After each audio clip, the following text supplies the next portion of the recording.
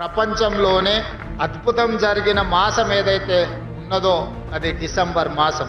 యేసు ప్రభు జన్మించడం వల్ల ఈ ప్రపంచానికి ఒక అద్భుతం జరగడమే కాకుండా ఈ ప్రపంచానికి శాంతి సందేశాన్ని ప్రేమ దూతగా వారు మన మధ్యలో అవతరించి మనల్ని అందరినీ సన్మార్గంలో నడిపించింది. కాంగ్రెస్ పార్టీకి కూడా డిసెంబర్ తెలంగాణ ప్రజలకు కూడా ఒక మిరకల్ మంత్. డిసెంబర్ మాసంలో మా నాయకురాలు శ్రీమతి సోనియా గాంధీ గారు డిసెంబర్ 9 నాడు జన్మించారు. డిసెంబర్ 9 నాడు జన్మించిన శ్రీమతి సోనియా గాంధీ గారు 60 సంవత్సరాల 4 కోట్ల తెలంగాణ ప్రజల యొక్క బలమైన ఆకాంక్షను ప్రత్యేక తెలంగాణ రాష్ట్ర అవతరణ అసాధ్యము అనుకొని ఇక సాధించలేము అనుకొని వందలాది మంది తెలంగాణ బిడ్డలు ఆత్మ బలిదానం చేసుకుంటున్నప్పుడు ఈ సమాజంలో ఏ తల్లి కూడా దుఃఖంతో కడుపు కోతతో బాధపడకూడదు.